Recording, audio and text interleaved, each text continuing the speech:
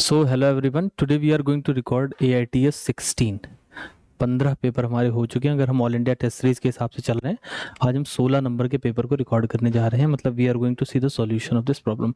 Again the syllabus will be full syllabus and let's go to the question number first. अब पहले सवाल में आपको पूछा गया है कि निम्नलिखित में से जो कैनोनिकल स्ट्रक्चर दिए गए हैं एनिलीनियम आयन के, एनिलीन तब कहा जाता है जब ऊपर NH2 लगा हो, उसमें एक H+ और ऐड कर दो तो NH3 हो जाएगा, तो इसका नाम एनिलीनियम आयन हो जाएगा। अब इसमें कहा गया है कि इसमें से करेक्ट स्टेटमेंट ढूंढ के बताइए, मतलब we have to find out the correct statement. एक बात तो जो मैं इसको देख के तुरंत पहचान सकता हूँ वो क्या है कि ये जो सेकंड वाला डायग्राम बना है इसमें नाइट्रोजन पे फोकस करो, तो नाइट्रोजन ने 3 बॉन्ड बना रखे हैं हाइड्रोजन के साथ, तो ये इस तरीके से NH3 दिखेगा, और डबल बॉन्ड इसने बना रखा है किसके साथ, बेंजीन रिंग के साथ। तो अगर आप देखें तो नाइट्रोजन ने टोटल जो बॉन्ड बना रखे हैं, यहाँ पे ये पॉजिटिव है, मतलब मैंने लेफ्ट साइड में कर दिया है क्योंकि पहले इसको बना लिए, but to understand the thing कि ये जो नाइट्रोजन है इस पे फोकस करें, इसने कुल कितने बॉन्ड बनाए हैं, 5 बॉन्ड। तो 5 बॉन्ड अगर इसने बनाए हैं तो ये केमिस्ट्री के हिसाब से गलत है, क्योंकि नाइट्रोजन एक सेकंड पीरियड एलिमेंट है और सेकंड पीरियड एलिमेंट कभी भी 5 बॉन्ड नहीं बना सकता है, तो सेकंड वाला कैनोनिकल स्ट्रक्चर नहीं हो सकता है। Second is not a stable canonical structure. अब पहला लिखा है anilinium has 2 stable canonical structure first and third, यही मुझे सबसे सही बात लगी, तो मैं इसी को करेक्ट टिक कर दूंगा। ये फर्स्ट और थर्ड ही कैनोनिकल स्ट्रक्चर हो सकता है, सेकंड वाला नहीं हो सकता। तो first statement in itself is saying कि ये सबसे बढ़िया स्टेटमेंट है, इसको हम लोग अप्लाई कर सकते हैं। बाकी आप स्टेटमेंट पढ़ेंगे, second is not an acceptable structure, ये सही बात लिखी है, लेकिन because carbonium ion is less stable, carbonium से लेना देना नहीं, नाइट्रोजन के 5 बॉन्ड हो गए, तो कारण उसका गलत लिखा हुआ है। Only first and third are acceptable, again ये भी सही बात लिखी हुई है। Since second is non aromatic, ये भी गलत बात लिखी है, नॉन एरोमेटिसिटी नहीं, कारण हर बार ये गलत लिख रहे हैं। एल्यूमिनियम के 3 स्टेबल हैं, तो गलत ही बात हो गई, 2 ही स्टेबल कैनोनिकल स्ट्रक्चर मिल रहे हैं एनिलीनियम के। COC angle in ether is about, तो देखो ईथर में क्या होता है कि ये जो बॉन्ड बनता है इसमें 2 लोन पेयर होते हैं, तो 2 लोन पेयर भी हैं और यहाँ पर 2 R ग्रुप भी लगे हैं, तो इन दोनों लोन पेयर के बीच में होता है repulsion, and because of this repulsion the bond angle is a little bit, यहाँ पर अगर नियम के हिसाब से देखें तो ये टेट्राहेड्रल से बॉन्ड एंगल कम होना चाहिए, लेकिन ये जो R ग्रुप्स लगे हुए होते हैं इनके बीच में भी रिपल्शन होता है जो बॉन्ड एंगल को बढ़ाने की कोशिश करते हैं। तो ओवरऑल मिला के जो NCERT में मेंशन्ड है वो ये है कि the bond angle is slightly more than the tetrahedral angle. तो टेट्राहेड्रल एंगल कितना होता है 109.28, तो उससे मुझे ज़्यादा वाला टिक करना है, स्लाइटली मोर वाला टिक करना है। तो 180 तो मैं नहीं टिक कर रहा, 190 भी नहीं कर रहा, 105 टेट्राहेड्रल एंगल से कम हो गया, तो again the option which is left for me is third option 117 degree I tick. और अगर हम इसमें NCERT के डेटा की बात करें तो इन्होंने NCERT में जो बना रखा है कंपाउंड, वो कंपाउंड बना रखा है मिथॉक्सी मीथेन। तो अगर हम NCERT के हिसाब से चलें तो उन्होंने CH3OCH3 बनाया है, और इसके अंदर जो बॉन्ड एंगल मेंशन्ड है वो है बॉन्ड एंगल इज 111.7 डिग्री, तो 111.7 which is slightly greater than the tetrahedral angle. तो out of the available option I will go with the third option. 0.02 m solution of each of the following compound is prepared, which solution would you expect to freeze at 0.149? तो कह रहे हैं कि इनमें से कौन सा इस टेम्परेचर पे फ्रीज करेगा। अच्छा, सिर्फ पानी होता तो 0 पे फ्रीज करता, इस पे फ्रीज कर रहा है 0.149, यहाँ माइनस लगना चाहिए था, वो मिसप्रिंट है। तो इसका मतलब जो डिप्रेशन इन फ्रीजिंग पॉइंट है वो इनमें से किस में इतना आएगा, ये सवाल पूछा गया है। तो मुझे डेल्टा TF क्वेश्चन में प्रोवाइडेड है, डेल्टा TF बराबर कितना हो गया 0.149, KF मुझे क्वेश्चन में प्रोवाइडेड है एंड दैट इज 1.86, और M भी मुझे सवाल में प्रोवाइडेड है, वो कितना है 0.02। तो अब मैं इस सवाल में फॉर्मूला क्या लगाऊंगा, delta TF is equals to IKF into M। आप जानते हैं कि इसमें वांट ऑफ फैक्टर को भी इंक्लूड करना रहता है, यहाँ से आप I की वैल्यू निकालेंगे तो ये हो जाएगा delta TF that is 0.149 divided by 1.86 multiplied by 0.02। इसे आप सॉल्व करेंगे तो ये आएगा 4 के बराबर। तो अब मुझे चूज करना है कि इनमें से किसका वैन टॉप फैक्टर 4 होगा। तो 4 उसका होगा जो टूट के 4 मॉलिक्यूल बना रहा होगा। तो यहाँ पर देखो ये 3 क्लोरीन टूटेंगे और एक ये डब्बा रहेगा, तो टोटल 4 मॉलिक्यूल बन जाएंगे। तो इसलिए फोर्थ ऑप्शन करेक्ट हो जाएगा। वैसे भी मैं एक बात ये कहता हूँ कि अगर आप किसी क्वेश्चन को सॉल्व कर रहे हैं और उसमें फॉर्मूले की सारी चीजें दे रखी हैं, यानी कि KF भी दे रखा है, M भी दे रखा है, डेल्टा TF भी दिया है, तो मतलब सवाल कहीं ना कहीं वैन टॉप फैक्टर पे जाके रुकेगा। तो that is the question based on van't Hoff factor. ये सिंपल सा सवाल है, एन ब्यूटेन से 2 मिथाइल प्रोपेन। तो एन ब्यूटेन कैसा होता है, मैं हाइड्रोजन नहीं लिख रहा हूँ, so this is n butane, और इससे बनाना चाहते हैं 2 मिथाइल प्रोपेन, यानी ये बनाना चाहते हैं। तो आप इन दोनों को अगर देखेंगे तो these two are chain isomers, because इनका मॉलिक्यूलर फॉर्मूला सेम है, तो ये चेन आइसोमर है और इस रिएक्शन को हम लोग बोलेंगे आइसोमेराइजेशन। तो आइसोमेराइजेशन यानी कि मुझे ए के साथ थर्ड ऑप्शन को लगाना है, तो मेरे तीनों ऑप्शन यहाँ पे कैंसिल हो गए। तो I will go with the first option, A के साथ थर्ड को लगाया।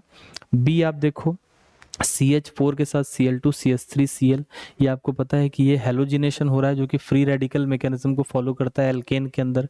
Soda lime is for decarboxylation, तो इसको आप इसके साथ मैच कर देंगे, और जो बचा हुआ ऑप्शन है वो वुड्स रिएक्शन लिखा हुआ है, तो that will go with the second option. हालांकि पहला ही ऑप्शन मैच करने से हमारा काम इसमें बन जाता।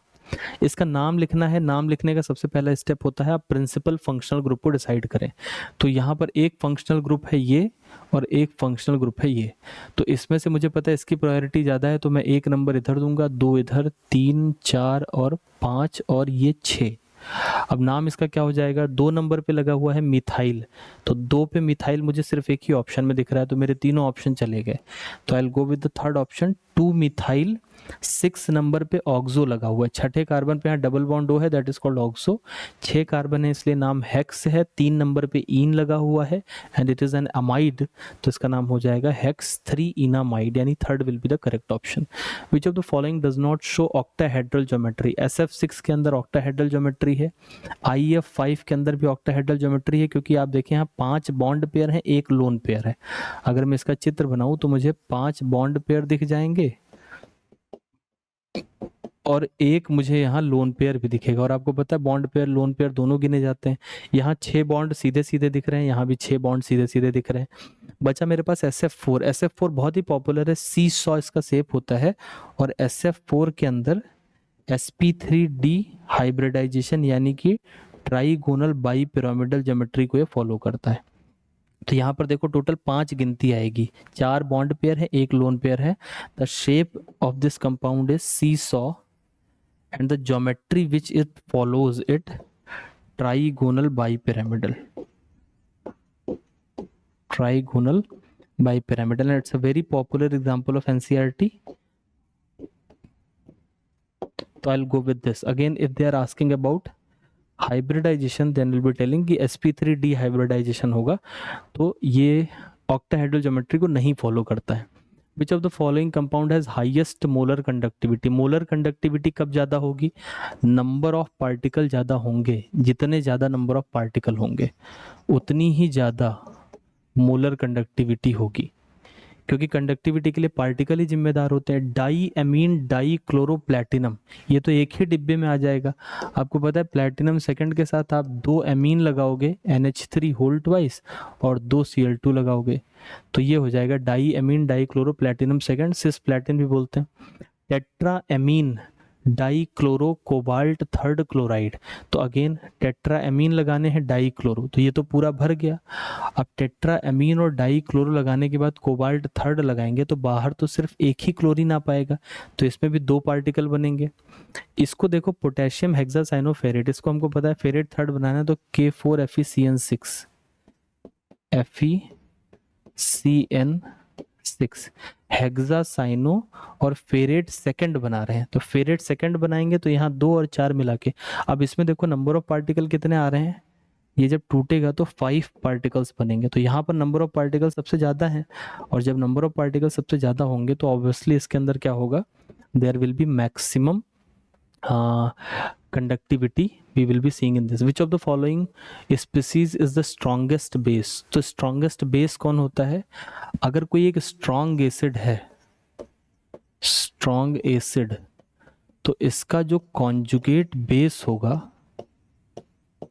conjugate बेस वो होगा वीक। ये नियम होता है कि स्ट्रॉन्ग का कॉन्जुगेट जो होता है वो वीक होता है। इसका उल्टा सोचें तो जो वीक एसिड होगा उसका कॉन्जुगेट जो होगा वो स्ट्रॉन्ग होगा। तो मुझे इसमें सबसे वीक एसिड को ढूंढना है। तो यहाँ पर अगर आप देखें तो यहाँ पर अगर आप H लगाएंगे तो ये बनेगा वाटर, H2O। यहाँ पर अगर आप RO के साथ लगाओगे तो दिस विल बी ROH, और यहाँ लगाओगे C6H5 तो ये C6H5OH, यानी ये फिनॉल बन जाएगा। अब इन तीनों, इसको मुझे मालूम नहीं कि ये इन्होंने क्या बनाया है। अगर इसे आप ईथर समझ रहे हैं तो ईथर सबसे कम एसिडिक होता है इनके कंपैरिजन में, क्योंकि उसके पास एसिडिक हाइड्रोजन नहीं है, तो उसका कॉन्जुगेट बेस लेकिन ये बना हुआ नहीं है। तो ये कुछ whatever the option is, तो I am not including this into the discussion because whatever the mistake is. तो अब अगर मैं इन तीनों में से चूज करता हूं तो मुझे पता है सबसे ज्यादा एसिडिक होगा फिनॉल, फिनॉल के बाद होगा वाटर, और वाटर से कम एसिडिक होता है अल्कोहल, एक अल्कोहल को छोड़ के, दैट इज मिथेनॉल। तो अगर इसमें एसिडिक स्ट्रेंथ के हिसाब से देखें तो सबसे आगे आ जाएगा फिनॉल, फिर उसके बाद इसका मैं नाम लिख देता हूँ, this is A, B and C। तो अगर मैं एसिडिक स्ट्रेंथ के हिसाब से देखूं तो सबसे आगे C आएगा, फिर वाटर आएगा और फिर आएगा B, यानी कि ये जो अल्कोहल है ये इसमें सबसे कम एसिडिक है, और जो वीक एसिड होगा उसका कॉन्जुगेट बेस जो होगा वो स्ट्रांग होगा। तो OR will be the correct answer for this. ये स्टिल अनेबल टू अंडरस्टैंड, यहाँ पर शायद कोई और ग्रुप रहा होगा विच इज मिसिंग। तो if it is not visible I have to choose in these three, तो मैं उसमें से चूज कर लूंगा। We have 3 aqueous solution of NaCl labelled 0.1m 0.01 point, यानी कॉन्सेंट्रेशन डिफरेंट है। वैन टॉप फैक्टर पे कॉन्सेंट्रेशन का कोई फर्क नहीं होता है। Van't Hoff factor is not dependent upon concentration, वो नंबर ऑफ पार्टिकल पे डिपेंड करता है और कितना डिसोसिएशन हो रहा है उस पर डिपेंड करता है। तो कॉन्सेंट्रेशन स्ट्रॉन्ग के लिए करते ही कोई मतलब नहीं, तो will go with that option. यहाँ पे देखो कहा गया है, एक ये रिएक्शन दिया गया है, ये रिएक्शन, इसमें बॉन्ड एनर्जी H बॉन्ड की दी है x1, O बॉन्ड की दे रखी है x2, और OH बॉन्ड की दे रखी है x3, यानी सबकी बॉन्ड एनर्जी दे रखी है मुझे।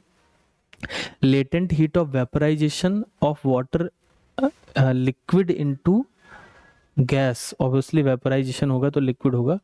देन डेल्टा H फॉर्मेशन मुझे निकालना है लिक्विड वाटर का। अब जरा इसको पहले डेटा सेटल करते हैं। सबसे पहले देखो ये जो रिएक्शन लिखा हुआ है H2 प्लस हाफ O2, और इससे मैं अभी H2O गैस बना रहा हूँ। कृपया इस बात पे ध्यान दें कि अभी मैं गैस बनाने जा रहा हूँ, H2O गैस बना रहा हूँ, ये लिक्विड वाला नहीं लिख रहा हूँ। तो अगर मैं गैस के लिए सोच रहा हूँ तो अभी ये तीनों गैसियस फेज में है। मुझे पता है कि इस रिएक्शन की अगर मुझे डेल्टा H निकालना है तो डेल्टा H बराबर हो जाएगा bond energy of reactant summation of bond energy of reactant minus summation of bond energy of product, यानी रिएक्टेंट माइनस प्रोडक्ट करते हैं बॉन्ड एनर्जी में। तो अब मैं ये करके इस रिएक्शन का डेल्टा H निकाल लेता हूँ। तो इसका डेल्टा H कितना हो जाएगा मेरे पास, रिएक्टेंट में H2 आ रहा है तो H2 का इन्होंने कितना दे रखा है x1, यानी मैं लिखूंगा x1, प्लस ऑक्सीजन आ रहा है, ऑक्सीजन का x2 दिया है लेकिन हाफ है तो इसलिए लिखूंगा हाफ x2, फिर माइनस का चिन्ह लगाएंगे। प्रोडक्ट में देखो H2O है और H2O का OH का बॉन्ड एनर्जी दिया है x3, लेकिन आपको पता है H2O जो होता है उसके अंदर 2 OH बॉन्ड होते हैं, एक इधर एक इधर। तो मैं यहाँ पर माइनस के बाद लिखूंगा 2x3, यानी मैंने प्रोडक्ट का लिखा माइनस रिएक्टेंट करा, तो मुझे इस रिएक्शन का मिल गया। अब मुझसे इस रिएक्शन का पूछा नहीं है उसने मुझसे पूछा है फॉर्मेशन बताओ किसका, लिक्विड वाटर का, यानी वो मुझसे इस रिएक्शन का पूछ रहा है। तो अब क्या करना है कि एक और चीज इन्होंने दे रखी है कि H2O लिक्विड, H2O लिक्विड से H2O गैस, ये हो गया वेपराइजेशन ऑफ वाटर। वेपराइजेशन का इन्होंने हीट दे रखा है x4, यानी इस रिएक्शन का जो डेल्टा H है वो मेरे पास x4 है। अब आप जरा एक चीज सोचो, ये जो ऊपर गैस वाला रिएक्शन लिखा है और जी ये वाला रिएक्शन लिखा है, इसको मैं अगर उलट दूं इस रिएक्शन को तो गैस इधर आ जाएगा, गैस गैस कट जाएगा और लिक्विड यहाँ प्रोडक्ट में मेरे आ जाएगा। यानी कि अगर मैं इस रिएक्शन को इसके रिवर्स के साथ जोड़ दूं तो मेरा रिक्वायर्ड रिएक्शन मुझे मिल जाएगा। तो इसका मतलब कि अगर मैं इस रिएक्शन की एनर्जी लिखना चाहता हूं तो मुझे इस वाले रिएक्शन का, यानी इसका डेल्टा H जो हो जाएगा वो क्या हो जाएगा, it will B x1 plus half x2 -2x3 और इसमें मुझे इसको रिवर्स करके जोड़ना है, मतलब -x4 हो जाएगा। ये मेरा आंसर हो जाएगा, यानी the correct answer will be third option. तो इस तरीके से आपको सोचना है। थोड़ा सा इसमें ट्विस्ट था इस बात का कि इसमें लिक्विड गैस का नहीं पूछा गया था, लिक्विड का पूछा गया था। और a concentrated solution of a weak electrolyte AxBy, concentration C है, डिग्री ऑफ डिसोसिएशन अल्फा पूछा गया है। तो अगेन AxBy, ये हमारे टेस्ट में सवाल पहले भी आ चुका है, आई डोंट रिमेम्बर कि किस में आया था। YB, मैं प्लस माइनस नहीं लिख रहा हूँ, काम का नहीं है। शुरुआती कॉन्सेंट्रेशन C मान ले 0 होगा, यहाँ से C से गिरेगा C अल्फा, यहाँ पर XC अल्फा आएगा और यहाँ पर YC अल्फा आ जाएगा। अब इसका अगर मैं K लिखना चाहूँगा इक्विलिब्रियम कांस्टेंट, तो ये हो जाएगा XC अल्फा, यानी ये इसका कॉन्सेंट्रेशन की पावर X और YC अल्फा इसकी power Y divided by C, ये इसका कॉन्सेंट्रेशन लिख रहा हूँ 1 माइनस अल्फा। 1 माइनस अल्फा को हम इग्नोर कर सकते हैं, रीजन आपको पता है, क्योंकि alpha is very very less than 1। अब यहाँ पर देखो C की पावर X है, C की पावर Y है और C की पावर 1 है, तो ये क्या बन जाएगा, C की power X plus Y minus 1, ये इतना बन जाएगा। ऊपर इसको अगर मैं लेके जाऊँ और वो यहाँ बटे में आ जाएगा, तो मतलब मुझे शुरुआत कैसे करनी है, K जो आया उसके डिवीजन मुझे क्या लिखना है, C की power X plus Y minus 1, ये तो C का काम हो गया। अब कौन बचा, X की पावर X, Y की पावर Y, ये भी बटे में आ जाएगा। तो अगले नंबर पे मैं लिखूंगा X की पावर X और Y की पावर Y। अब अल्फा इधर की तरफ बच रहा था, तो अल्फा की पावर हो जाएगी X प्लस Y, ये बराबर आएगा अल्फा की पावर X प्लस Y के।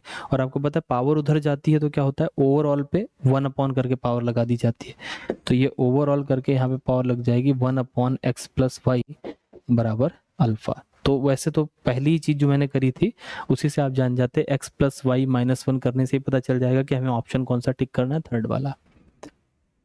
If the equilibrium constant of BOH gives B plus OH minus at 25 degree Celsius is 2.5, यानी मुझे इसका दे रखा है BOH gives B plus plus OH minus, इसका मुझे दे रखा है इक्विलिब्रियम कांस्टेंट 2.5 इंटू 10 की power minus 6। Then equilibrium constant मुझसे पूछा किसका गया, वो मैं नीचे लिख लेता हूँ। मुझसे पूछा गया है BOH plus H plus gives B plus plus H2O। तो आप देखो इसका मुझे इक्विलिब्रियम कांस्टेंट निकालना है, तो कैसे निकालेंगे, तो आपको पता है अगर इस ऊपर वाले रिएक्शन के साथ इस वाले रिएक्शन के साथ मुझे H प्लस जोड़ना है और OH माइनस को उधर से हटाना है और इट गिव्स H2O। अगर मैं इस वाले रिएक्शन को इसके साथ जोड़ देता हूं तो मेरे पास ये वाला रिएक्शन आ जाएगा तीसरे नंबर पे। तो यहाँ पर देखो ये OH माइनस कैंसिल हो जाएगा, BOH प्लस H प्लस, और ये पूरा मेरे पास आ जाएगा। इसका इक्विलिब्रियम कांस्टेंट मुझे कितना पता है, 2.5 into 10 raise to the power minus 6। और इसका जो K होता है, ये जब उल्टा रहता है तो KW कहलाता है, जब ये उधर की तरफ रहता है तो इसका K जो हो जाएगा वो हो जाएगा 1 upon 10 raise to the power minus 14।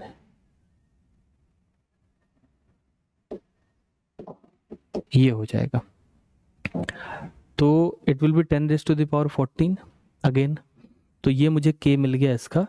अब मुझे क्या करना है, इन दोनों का रिएक्शन जोड़ के तीसरा आ रहा है तो इनके K मल्टीप्लाई करने पड़ेंगे, यानी 2.5 से मुझे मल्टीप्लाई करना है 10 की पावर 14 को, तो 10 की पावर 8 करेक्ट आंसर हो जाएगा। आपको पता है दो रिएक्शन जोड़े जाते हैं तो उनका K मल्टीप्लाई किया जाता है, तो आप इसके साथ इसको मल्टीप्लाई कर दें, तो मल्टीप्लाई करोगे तो ये मल्टीप्लाई करने के बाद ये माइनस ऊपर प्लस बन जाएगा और 14 में से 6 जाएगा तो हमारे पास 8 बच जाएगा।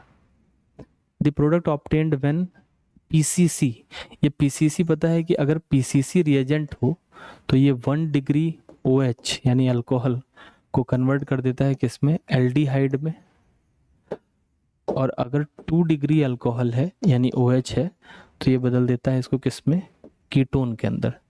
तो यहाँ पर देखो ये जो अल्कोहल दिख रहा है ये 2 डिग्री अल्कोहल है और ये 2 डिग्री अल्कोहल को कीटोन बना देगा, तो that will give me the answer second option. which is finally produced when acetylene reacts with HCl, C triple bond C and H, this is acetylene. अब इसको जब पहली बार HCl से रिएक्ट कराएंगे तो फर्स्ट टाइम में आपको पता है कि एक तरफ H एक तरफ Cl जुड़ जाएगा, तो ये बन जाएगा CH2 double bond CH and Cl यहाँ पर जुड़ जाएगा। जब दूसरी बार इसमें एक और मॉलिक्यूल ऑफ HCl जुड़ेगा तो आपको पता है इसमें लगेगा मार्कोनिकॉफ रूल। मार्कोनिकॉफ रूल ये कहता है कि आप वहां पे Cl को जोड़ें जहां पहले से ही ज्यादा Cl है, मतलब पहले से मोर इलेक्ट्रोनेगेटिव। अगर ऐसे नहीं समझ पाते तो जहां पे H कम है वहां पे नेगेटिव पार्ट जोड़ा जाता है, तो again it will become CH3, यानी इसमें से जो Cl है वो इसी Cl पे आके जुड़ेगा, तो इट विल बिकम CCl2 और H इसके साथ एक लगा हुआ रहेगा, तो CHCl2, this will be the correct option. और इसको बोलते हैं जेमाइनल डाइहैलाइड, जेम डाइहैलाइड, ये बन के आएगा मेरे सामने, gem dihalide. Now an unknown element form an oxide, what will be the equivalent weight. अब ये बहुत ही बढ़िया सवाल है।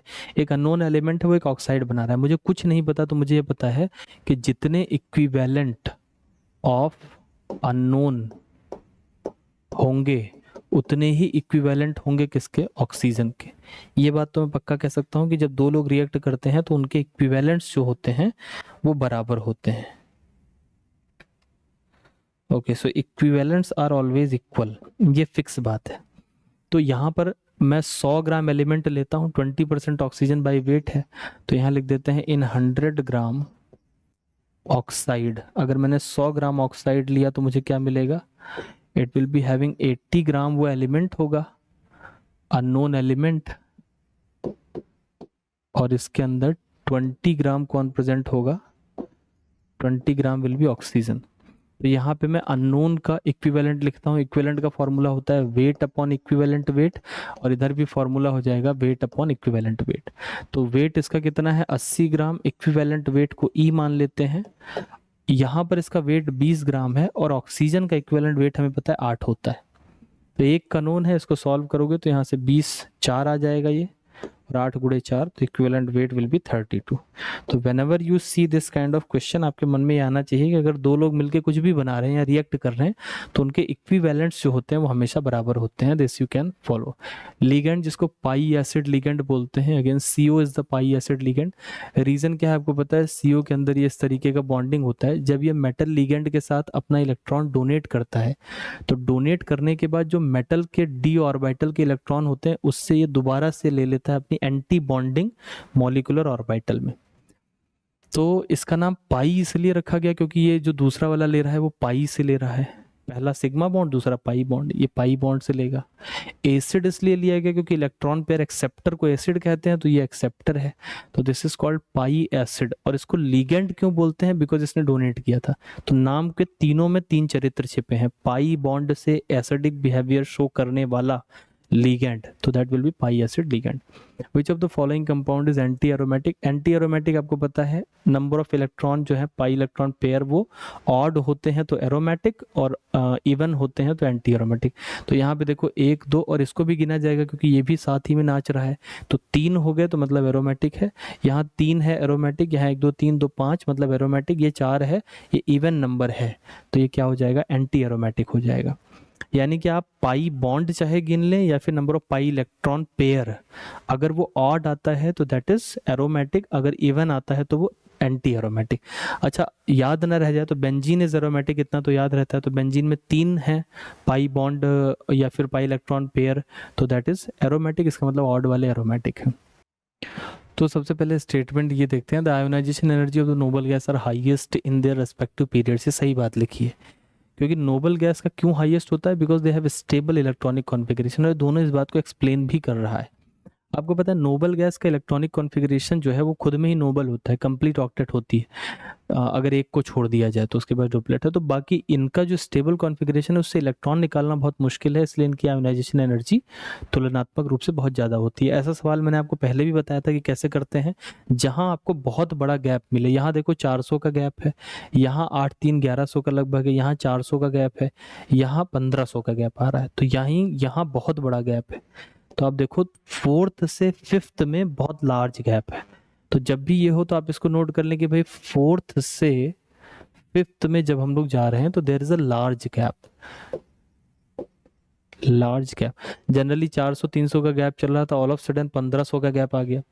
तो इतने बड़ा जब गैप आए तो जो लोअर नंबर होता है उतने ही वैलेंस इलेक्ट्रॉन होते हैं, जो कम वाला नंबर है तो 4 वैलेंस इलेक्ट्रॉन यहाँ पर हो जाएंगे कंपाउंड के अंदर। Phenol is distilled with zinc followed by Friedel Crafts alkylation with propyl chloride. तो सबसे पहला स्टेप है, फिनॉल को डिस्टिल किया गया जिंक के साथ। आपको पता है जिंक के साथ अगर आप फिनॉल को मिलाते हैं तो फिनॉल जो है वो बेंजीन बन जाता है। इसको डिस्टिल करेंगे जिंक के साथ, गिवन इन एनसीईआरटी, तो इट विल बिकम बेंजीन। पहला स्टेप हो गया।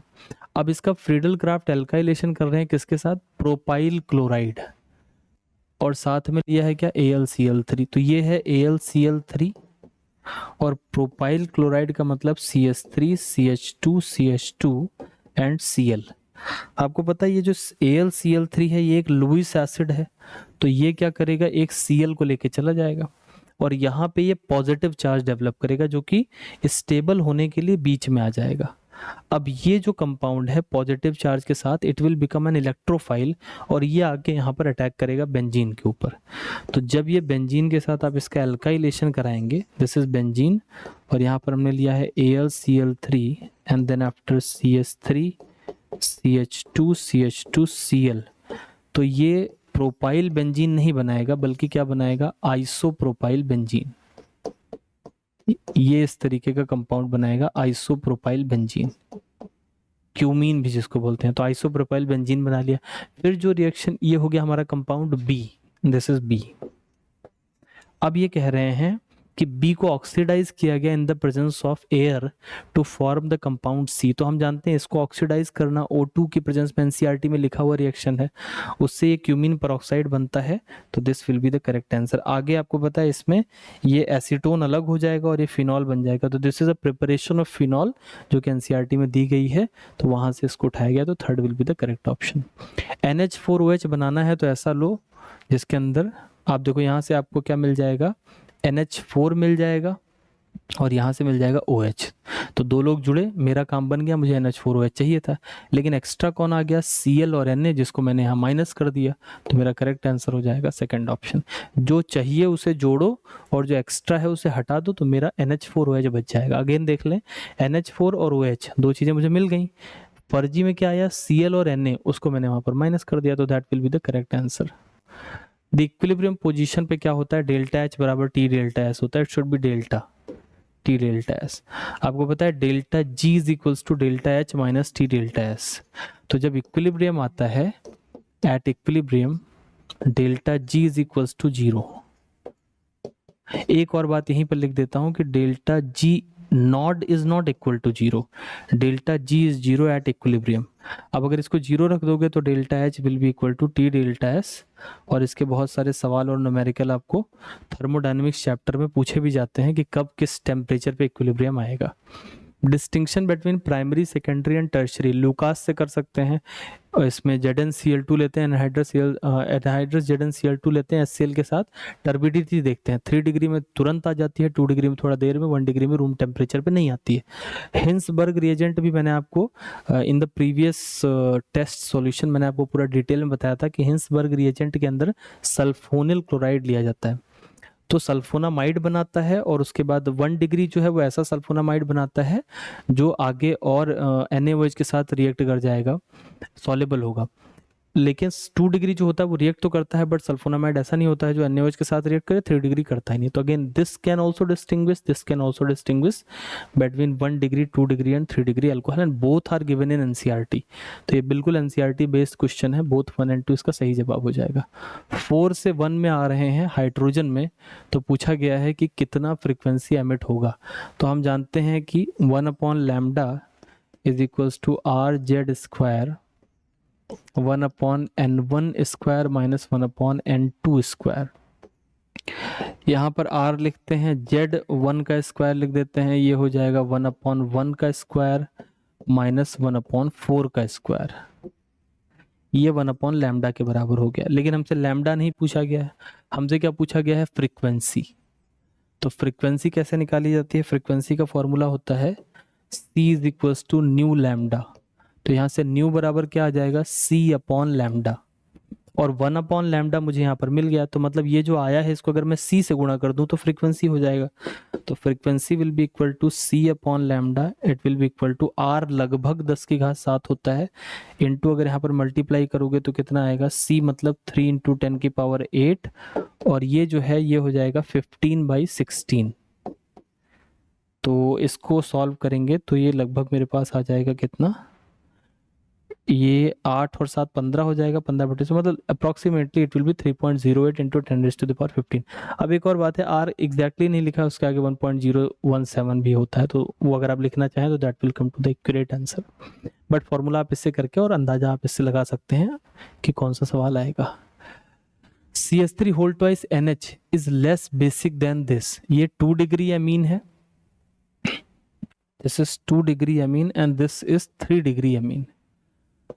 अब आपको पता है कि जब एक्वस सॉल्यूशन की बात होती है तो एक्वस सॉल्यूशन के अंदर 2 डिग्री एमीन मोस्ट बेसिक हो जाता है, 2130 सीक्वेंस चलता है, तो डिपेंडिंग अपॉन कि कौन सा मिथाइल ग्रुप लगा हुआ है, but 2 degree will be more basic in comparison to 3 degree. लेकिन ये कहाँ, एक्वस में। अगर इसी को गैसियस फेज में पूछा गया होता तो 3 डिग्री ज्यादा होता है इन कंपैरिजन टू 2 डिग्री, लेकिन चूंकि इन्होंने एक्वस में पूछा है तो 2 डिग्री ज्यादा होगा, इन्होंने लेस बेसिक लिख रखा है, तो इसका मतलब असर्शन गलत है। और अगर असर्शन गलत है तो पहले वाले को तो हमें हटा देना है, असर्शन इज नॉट करेक्ट।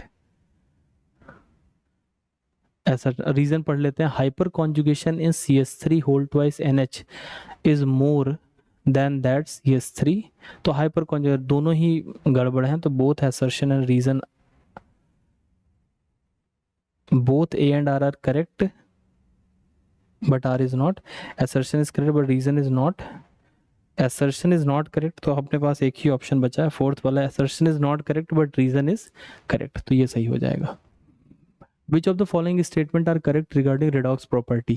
एक मेटल है M for which E naught, ये इसका E नॉड जो दिया गया है वो दिया गया है E नॉड, और ये वेरी नेगेटिव है। अच्छा, ये रिएक्शन कौन सा है, रिडक्शन का, तो इसका मतलब ये जो ई नॉट लिखा है वो पक्का है कि SRP है, और SRP अगर किसी का बहुत नेगेटिव है तो मतलब वो एक अच्छा रिड्यूसिंग एजेंट होगा, it will be a good reducing agent.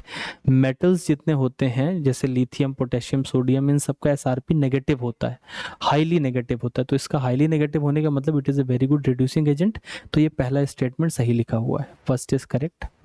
The oxidizing power of halogen decreases from chlorine to iodine, ये भी सही लिखा हुआ है, fluorine than bromine than iodine, oxidising power सबसे ज्यादा फ्लोरीन के पास होती है, फिर chlorine than bromine than iodine. Reducing power of hydrogen halide increases from HCl to hydrogen iodide, ये भी सही लिखा हुआ है। जैसे जैसे हम नीचे की तरफ जाते हैं HF, HBr, HCl, HI में, वैसे वैसे आपको पता है साइज बढ़ता है एनायन का, और साइज बढ़ेगा तो बॉन्ड लेंथ बढ़ेगी, तो बॉन्ड आसानी से टूटेगा, और जितना आसानी से टूटेगा उतनी इजीली H दे देगा, तो रिड्यूसिंग पावर भी नीचे बढ़ती जाती है। Again this line is from NCERT, ये भी NCERT की लाइन है, तो A, B and C तीनों ही करेक्ट हो जाएंगे, करेक्ट ही पूछा गया था, तो I will go with the first option. CH3 CH2 contains a basic NH2 group, लेकिन इसके अंदर ये नहीं है, ऐसा क्यों है, क्योंकि आपको पता है CH3 C double bond O और ये जो NH2 है इसका जो लोन पेयर है ये यहाँ रेजोनेंस में चला जाता है, और रेजोनेंस में जाने के कारण ये अवेलेबल नहीं रहता है फॉर डोनेशन, ये इसका असली कारण है। तो in ethylamine there is no resonance, while in acetamide the lone pair of electron on nitrogen atom is delocalized and less available। delocalized का मतलब अपनी जगह से इधर उधर मूव कर जाता है। Mathematical expression for rate of reaction को हम लोग क्या बोलते हैं, we call it rate law. Rate of यानी ए के साथ सेकंड जोड़ना है, और ऐसा मेरे 2 ऑप्शन में दिख रहा है, तो 2 ऑप्शन मैंने हटा दिए। मैच द कॉलम में एलिमिनेशन करना बहुत जरूरी होता है, जो भी आपको परफेक्टली आता हो वहां से एलिमिनेट करना शुरू करें। थर्ड में बी में दोनों में फर्स्ट दे रखा है, मैं सी पे जाऊंगा, तो सी क्या है, unit of rate constant for zero order, तो आर बराबर होता है के ए की पावर। अब अगर जीरो ऑर्डर है तो यहाँ जीरो लगाओगे तो ये चीज तो 1 हो जाएगी, तो रेट कांस्टेंट की जो यूनिट है वो रेट ऑफ रिएक्शन के बराबर हो जाएगी। तो unit of rate constant for zero order reaction step is same as that of rate of reaction, यानी सी के साथ मैं लगाऊंगा 4, तो मेरा करेक्ट आंसर हो जाएगा थर्ड ऑप्शन। अब बाकी आप चेक करना चाहें, order of a complex reaction is determined by, तो डी के साथ आपको लगाना पड़ेगा ऑर्डर ऑफ स्लोएस्ट, जिसको कि रेट डिटरमाइनिंग स्टेप भी बोला जाता है। द थर्मल स्टेबिलिटी, नीचे जाने पर आपको पता है साइज बढ़ता है किसका, एनायन का। तो इस तरीके से अगर आप देखें H2O, H2S, H2SE, H2TE, तो जैसे जैसे हम नीचे की तरफ जा रहे हैं वैसे साइज बढ़ रहा है, साइज एनायन का बढ़ता जा रहा है। साइज बढ़ेगा तो बॉन्ड लेंथ भी बढ़ेगी, और अगर बॉन्ड लेंथ बढ़ रही है तो बॉन्ड एनर्जी कम होती जाएगी, यानी इसका बॉन्ड तोड़ना आसान है और इसका बॉन्ड तोड़ना मुश्किल है, तो ये इजीली ब्रेक हो जाएगा, यानी इसकी थर्मल स्टेबिलिटी कम होगी। तो नीचे जाने पर थर्मल स्टेबिलिटी कम हो रही है, यानी second will be the correct option. तो क्वेश्चन नंबर 75 में देखेंगे यहाँ पर क्या लिखा है। ये जो स्ट्रक्चर दिया हुआ है एक ट्राईपेप्टाइड का स्ट्रक्चर है। अब ट्राईपेप्टाइड का मतलब ये होता है कि इसके अंदर पेप्टाइड बॉन्ड है, and peptide bond is basically an amide bond. Amide bond पहचानते कैसे हैं, CONH से पहचानते हैं। तो ये यहाँ पर देखो CONH है, दिस इज पेप्टाइड। यहाँ पर भी ये CONH जो लिखा हुआ है, this is a peptide linkage. अब हम ये जान गए कि इसके अंदर पेप्टाइड लिंकेज है, तो अगली बात हमें क्या पहचाननी है कि कौन कौन से अमाइनो एसिड लगे हुए हैं। तो अमाइनो एसिड का जो स्ट्रक्चर होता है इन जनरल अगर देखें तो इसके अंदर एक R होता है, एक COOH ग्रुप होता है, एक NH2 ग्रुप होगा, और एक इसके अंदर हाइड्रोजन जुड़ा हुआ होगा। तो जो डिफरेंशिएटिंग फीचर है अलग अलग अमाइनो एसिड में, जो डिफरेंशिएटिंग फीचर है वो R का रहता है। R is the differentiating feature.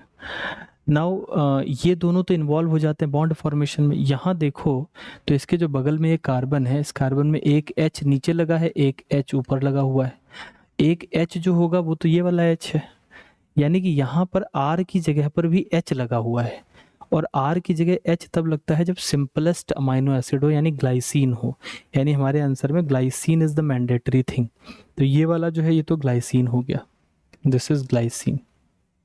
अब यहाँ पर देखोगे तो दिस इज मिथाइल, और यहाँ पर देखोगे तो ये आइसोप्रोपाइल जैसा लगा हुआ है। तो मिथाइल का मतलब हो गया कैलानिन, और इसके अंदर क्या है, वैलिन। तो ये this is glycine, alanine and valine. तो ये जो आर है ये थोड़ा आपको याद करने पड़ेंगे, then it will become easy. तो ग्लाइसिन, एलानिन एंड वैलिन। यहाँ पर देखो आइसोल्यूसिन, ल्यूसिन ये नहीं आएंगे, सेरीन नहीं आएगा, तो ग्लाइसिन, एलानिन और वैलिन हो जाएंगे। इनके आर आपको थोड़े थोड़े याद रखने पड़ेंगे। In the anion HCOO-, the two carbon oxygen bonds are found to be equal। ऐसा क्यों है, क्योंकि इसके अंदर रेजोनेंस है। आपको पता है अगर आप इसको बनाएंगे तो C double bond O, single bond O-, और ये H लिखा हुआ है। अब ये जो इलेक्ट्रॉन है जो कि ये नेगेटिव चार्ज के रूप में यहाँ शो हो रहा है, this negative charge is going on this side and this is going on this side. तो अभी ये नेगेटिव हो जाएगा, फिर कभी ये negative, this is called equal resonance. तो ये दोनों का बॉन्ड लेंथ इक्वल इसलिए है क्योंकि ये दोनों रेजोनेंस दिखा रहे हैं। In chromic acid anhydride CrO3, butterfly structure होता है CrO3, सॉरी CrO3 का नहीं, वो CrO5 मेरे दिमाग में आ गया। Chromic oxide is CrO3। Chromium has D0 configuration but is bright orange. देखो अगर किसी के अंदर D0 कॉन्फ़िगरेशन दिखे और अगर उसके बाद भी उसमें कलर आ रहा है तो the reason is always charge transfer from ligand to metal, transition L is equal to ligand. तो लिगेंड से मेटल में charge transfer is the reason. ऐसा KMnO4 के पर्पल कलर होने का भी रीजन यही हो जाता है। A cylinder fitted with a movable piston contains liquid water in equilibrium with water vapors at 25 degrees Celsius. Which one of the following operation results in a decrease? इसमें से कौन सा है जो डिक्रीज करता है वेपर प्रेशर को? तो वेपर प्रेशर डिपेंड करता है दो बातों पर। एक तो it is directly proportional to temperature. Temperature बढ़ाओगे तो वेपर प्रेशर बढ़ेगा, टेम्परेचर घटाओगे तो वेपर प्रेशर घट जाएगा। पहला तो ये याद रखें। दूसरा, ऑन डिसॉल्विंग समथिंग, अगर आप इसके अंदर कुछ मिलाते हो, on dissolving non volatile solute, अगर हम इसके अंदर कोई एक नॉन वोलाटाइल सॉल्यूट मिला दें तो भी वेपर प्रेशर कम हो जाता है। क्यों वेपर प्रेशर कम हो जाता है? क्योंकि सॉल्यूट कुछ जगह तो घेरेगा ही, और जितनी जगह घेरेगा उस जगह पर क्या हो जाएगा, वेपर प्रेशर उतना कम हो जाएगा जितना उस सॉल्यूट की वजह से आ रहा था। तो जब भी एक नॉन वोलाटाइल सॉल्यूट को ऐड करेंगे then again it is going to reduce the vapour pressure. और सॉल्यूशन चैप्टर में इसी पे एक पूरी कॉलिगेटिव प्रॉपर्टी है जिसको बोलते हैं relative lowering in vapour pressure. तो that is totally based upon this. The carbohydrate that yields glucose and galactose on acid hydrolysis is, तो लैक्टोज इसका आंसर हो जाएगा, ग्लूकोज और गैलेक्टोज मिलता है इससे, lactose will be the correct answer. During enolisation, अब इसके अंदर वो कंपाउंड बना हुआ नहीं है तो वो मैं यहाँ बना देता हूँ, दिस वाज अ मिसप्रिंट। ये है यहाँ पर ये H अल्फा है, this is H beta and this is H gamma. एक बार मैं चेक कर लेता हूँ कि ये ऐसा ही था या नहीं। तो इसमें कहा गया है कि इनोलाइजेशन के लिए कौन सा जाएगा। अब आपको पता है कि ये जो दो हैं, ये वाला और ये वाला, ये तो sp2 कार्बन से जुड़े हुए हैं और sp2 कार्बन से जुड़ा हुआ हाइड्रोजन इनोलाइजेशन में हिस्सा लेता नहीं है। तो कौन हिस्सा लेने के लिए जाएगा, ये वाला हाइड्रोजन जाएगा, यहाँ नेगेटिव होगा, negative will come at to this place, तो H delta will be the correct answer. जो sp2 से जुड़े हुए होते हैं वो इनोलाइजेशन में हिस्सा नहीं लेते हैं, ये बात आपको याद रखनी है। यहाँ पर पूछा गया है कि correct order of the ligands OH, NO3, PPSA, pyridine क्या होगा, तो अगेन यहाँ पर ये ऑर्डर होगा, ये स्पेक्ट्रोकेमिकल सीरीज में आपको सीधा सीधा लिखा हुआ है तो आप उसको वहाँ से याद कर सकते हैं, इसमें कोई कॉन्सेप्ट लगाने की ज़रूरत नहीं। ये है बेंजीन सल्फोनिल क्लोराइड, ये हिंसबर्ग रिएजेंट है। अब इस हिंसबर्ग रिएजेंट के अंदर क्या है, इन्होंने पूछा है कि कौन सा होगा जो एक प्रोडक्ट बनाएगा जो एल्कली में इनसॉल्युबल नहीं होगा। अब देखो सेकेंडरी अमीन क्या होता है, R2NH, जब इसका इससे रिएक्शन कराएंगे तो ये अपना ये H हटा के ये जाके यहाँ पर जुड़ेगा, इस जगह पर सल्फर के साथ, नॉट विद ऑक्सीजन, सल्फर के साथ जुड़ेगा, Cl को हटाएगा। तो जब ये जाके जुड़ेगा तो H तो बचेगा ही नहीं, H बचेगा नहीं तो वो एसिडिक रह नहीं जाएगा, तो वो क्या होगा, वो इनसॉल्युबल होगा एल्कली में। यहाँ पर क्या होता है RNH2, यहाँ पर 2 H होते हैं, तो जब ये एक H अपना हटा के जाता है तब भी एक H बच जाता है जो कि अगला एसिडिक हाइड्रोजन होने की वजह से वो एल्कली के साथ रिएक्ट कर लेता है। तो 1 degree will react with this and the product will be soluble in alkali. 2 degree will react but जो प्रोडक्ट बनेगा वो सॉल्युबल नहीं होगा। 3 डिग्री करेगा ही नहीं क्योंकि इसके अंदर H ही नहीं है। तो आप इसको ऐसे याद रखो कि भाई इसको एक H तो इसे खाना है और एक अगले वाले को चाहिए, तो इसमें 2 हैं तो एक एक बढ़ जाता है तो दोनों से रिएक्ट कर लेगा। इसमें एक ही है तो इसका काम तो चल जाएगा बट अगले वाले का नहीं चलेगा, और इसमें है ही नहीं तो ये पहले से ही रिएक्ट नहीं करेगा। तो अभी इन्होंने कहा है कि प्रोडक्ट नहीं सॉल्युबल होना चाहिए, जो second will be the correct answer. इसमें से कौन सा पॉसिबल नहीं है, ये पॉसिबल है 2 ये गड़बड़ हो गई। क्यों गड़बड़ हुई, N और L कभी बराबर नहीं हो सकते हैं, N और L में से L को छोटा होना पड़ता है, तो ये गलत लिखा हुआ है। यहाँ पे 4 3 -2 ये भी सही लिखा हुआ है, 3 0 1 ये गड़बड़ हो गया। L और M ये दोनों आपस में बराबर हो सकते हैं लेकिन M बड़ा नहीं हो सकता, और यहाँ साइन नहीं देखते हैं, सिर्फ मैग्नीट्यूड देखते हैं, तो यहाँ M मैग्नीट्यूड में बड़ा हो गया इसलिए गड़बड़ हो गई, तो ये D भी गड़बड़ हो जाएगा। 3 2 3 फिर दोबारा से देखो यहीं पर गड़बड़ हो रही है, 3 बड़ा नहीं हो सकता तो ये भी हो जाएगा, तो हमारा सही आंसर हो जाएगा B, D एंड E, ये पॉसिबल नहीं है। Compound form by electrolysis of mixture of ethanol and NaCl, आपको पता है NaCl इलेक्ट्रोलिसिस में जाएगा और ये Cl2 गैस बनाएगा, तो chlorine will be the correct answer अगर आप इन दोनों को इसमें डालते हैं।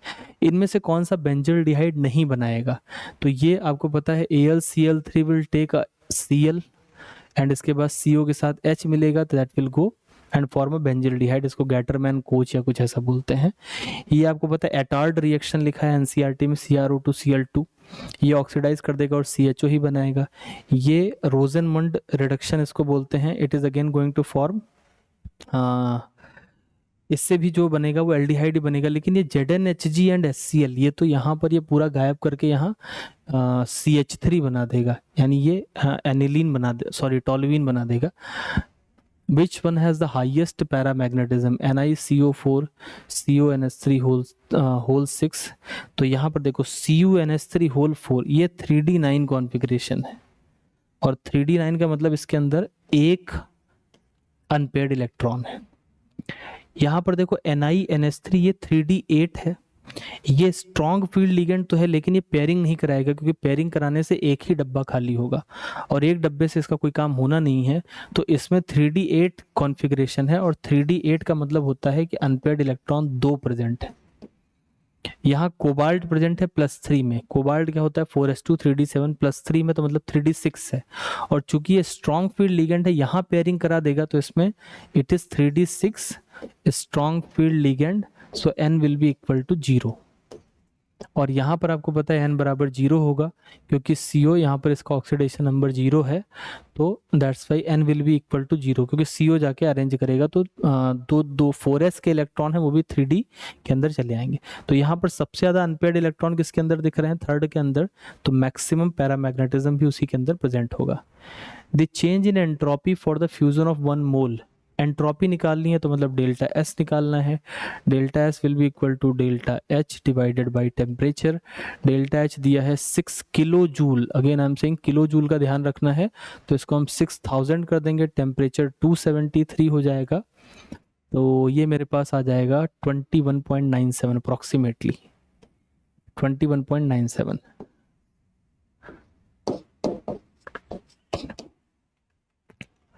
Which of the following will not show geometrical isomerism. यहाँ देखें, अगर एक ही डबल बॉन्डेड कार्बन पे सेम ग्रुप लगा हुआ है तो वो कभी ज्योमेट्रिकल आइसोमेरिज्म शो नहीं कर सकता है, यानी GI शो नहीं करेगा। Fourth will be the correct answer. No question number 89। 89 number में बहुत सारा गड़बड़ था, मिसप्रिंट है, जिसको मुझे सही करना पड़ेगा। Then this question will be, ये जो है ये डेटा ये थोड़ा सा गड़बड़ था, हालांकि क्लास में इसको सही करवाया गया, बट इसमें थोड़ी सी गड़बड़ थी। गड़बड़ क्या थी, एक तो सबसे पहली बात ये लिखा हुआ है AG and plus I minus, और इससे बन रहा है AgI, और चूंकि ये AG प्लस में बदल गया है इसलिए इसने एक इलेक्ट्रॉन दिया है, और इसका डेटा आपको सामने लिखा हुआ है। जो दूसरा वाला लिखा है that is AG plus plus electron and this gives AG, और इसका E0 लिखा हुआ है 0.80। तो ये दोनों चीज़ें थोड़ा गलत छपी हुई हैं, आप इसको इन रिएक्शंस का E0 समझ लें, तो ये सही डेटा था। अब KSP की वैल्यू पूछी गई है किसका, AgI का। कैसे सोचेंगे, देखो AgI का KSP मतलब होता है मुझे इस रिएक्शन का इक्विलिब्रियम कांस्टेंट चाहिए, ये रिएक्शन आपको पता है KSP इसी का लिखते हैं, ये सॉलिड होता है तो लिखा नहीं आता है, तो मुझे इस रिएक्शन का K चाहिए equilibrium constant, and that will become my KSP। तो इसको कैसे प्राप्त करें, मतलब इसको पाने के लिए क्या अप्रोच सोचना चाहिए। हम इसका इक्विलिब्रियम कांस्टेंट यहाँ से नहीं निकाल सकते क्योंकि इक्विलिब्रियम चैप्टर का सवाल ही नहीं है, सवाल तो कहाँ का है, इलेक्ट्रोकेमिस्ट्री का। इलेक्ट्रोकेमिस्ट्री में इक्विलिब्रियम कांस्टेंट और K के बीच में एक रिलेशनशिप होता है 0.059/n log K, तो यानी हम E0 से इसको रिलेट कर सकते हैं। तो अगर मुझे इस रिएक्शन का E0 मिल जाए तो भी मेरा काम बन जाएगा। तो मैं इसका E0 कैसे निकालूंगा, अगर देखो मैं इन दो रिएक्शन को जोड़ दूं तो ये कैंसिल हो जाएगा, ये भी कैंसिल हो जाएगा, तो मेरे पास बचेगा क्या, Ag प्लस साथ में I minus, and this will give me AgI। और इस रिएक्शन का E0 मुझे इन दोनों के E0 जोड़ने से मिल जाएगा। हालांकि E0 सीधे जोड़ा नहीं जाता है, लेकिन यहाँ पे इलेक्ट्रॉन की संख्या सेम है, तो जब इलेक्ट्रॉन की संख्या सेम होती है तो आप सीधे E0 को जोड़ भी सकते हैं। तो यहाँ पे देखो इनको दोनों को जोड़ेंगे तो इसका E0 कितना आ जाएगा, E0 will be equal to 0.952, ये इसका E0 हो जाएगा। अब ये इतना E0 जानने के बाद अगले नंबर पे क्या करेंगे, मुझे इसका E0 नहीं चाहिए, इसके रिवर्स वाले का E0 चाहिए। मतलब इस रिएक्शन का मुझे E0 कितना मिल गया, E0 will be equal to -0.952, ये मुझे मिल गया। अब यहाँ पर अगर हम लिखेंगे तो E0 will be equal to 0.059/n log K हो जाएगा। n की वैल्यू 1 है, E0 हमारे पास आ चुका है कितना, -0.952 एंड इक्वल टू 0.059/1 लिखेंगे log K। यहाँ से अगर आप log K निकालोगे तो ये डिवीज़न में आ जाएगा, और डिवीज़न में आएगा तो ये 0.06 के करीब है, और अगर आप इसको इस पे रखेंगे तो इट विल बी अप्रॉक्सीमेटली 60.06 हो जाएगा, तो 60 या 600/6 हो जाएगा। तो 16.13 will be the correct answer for this. तो -16.13 हो जाएगा। अगेन आई विल से कि ये सवाल उतना ज़्यादा तो मतलब आई वुड नॉट सजेस्ट कि इस तरह के एग्जैक्टली आते हैं सवाल, बट ठीक है सो और the most irritating part is this, अगर किसी सवाल में गड़बड़ हो जाती है तो देन अगेन इसको सॉल्व करना थोड़ा मुश्किल हो जाता है। तो correct will be second option. So let's go to the next. Because of lanthanoid contraction zirconium hafnium, ऐसे सवाल आते हैं अपने नीट में, इनको देख के अच्छा लगता है ना। एक कठिन है तो एक थोड़ा सा आसान आ गया, तो दैट इज गुड। तो this is all about your paper. हाँ, अगले टेस्ट में फिर से मिलते हैं अगले सॉल्यूशन के साथ। तब तक पढ़ाई करते रहें और अपनी पढ़ाई का पेस और बढ़ा दें, क्योंकि अब एग्जाम नज़दीक आ रहा है। तो अपना बेस्ट पुट करें, नेगेटिव लोगों से दूर रहें। अगर कोई एक पल के लिए भी बोलता है कि भाई क्या होगा कैसे होगा, उससे बात ही ना करें। It's the best solution. खुद से इन्वॉल्व रहें और जो भी होगा बाद में ही होगा, मतलब 3 मई के बाद ही होगा, उससे पहले तो कुछ नहीं होगा। उससे पहले सिर्फ पढ़ाई होगी और जितना हम कर सकते हैं उतना हम करेंगे। मीन्स फाइट करें, फाइट करना इज़ अ गुड हैबिट। अगले टेस्ट में फिर मिलते हैं, तब तक के लिए ऑल द बेस्ट।